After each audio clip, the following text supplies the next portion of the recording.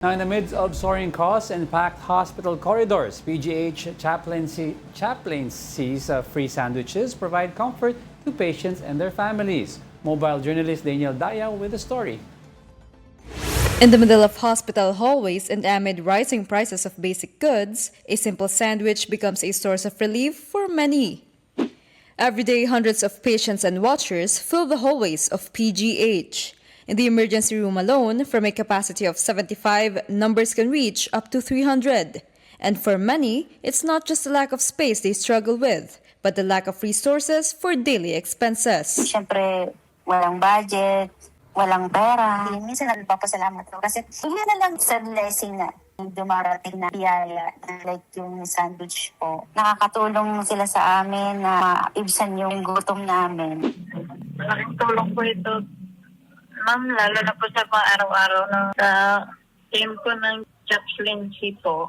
Maraming salamat po sa lahat ng effort nyo, saka sa talagang yung free na mga tinapay. Laking tulong po kasi nakakabawas sa magastusin, saka makatipid po saka lalo na ngayon sa mahal ng bilihin. For many watchers, every peso counts, but leaving little for their own meals. Yet since 2016, the PGH chaplaincy has been preparing and distributing free sandwiches every morning, reaching up to 300 people a day. Siguro naman, halos lahat makaka-relate, no? Pag nasa emergency na tayo, minsan yung sa mga importanteng dadalhin, hindi nadadala, no? Minsan, okay lang kung merong dadalhin, pero paano kung wala talaga? Minsan, nag-aalanganin yung mga tao na tumanggap kasi akala nila binibenta namin. Yung gano'n. So, sabi namin, hindi, libre po ito, galing po ito sa chape. What started as a simple initiative has now become a daily routine, one that many have come to rely on.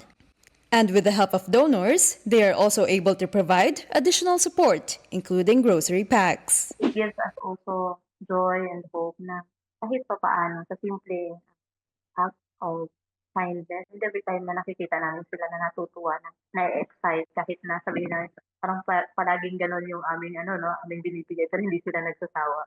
Kaya minsan ini-encourage din namin yung mga donors, no?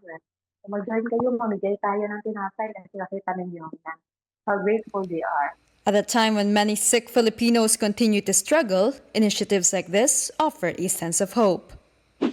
Kung titignan po natin ang sitwasyon sa ating government ngayon, madami ang nagnanakaw pero madami din ang willing to help and marami pa rin ang mabubuting puso. Kaya it gives me hope na sa pagtulong-tulong, konting bagay na may iaambag natin sa ating kapwa ay malaking tulong na yun.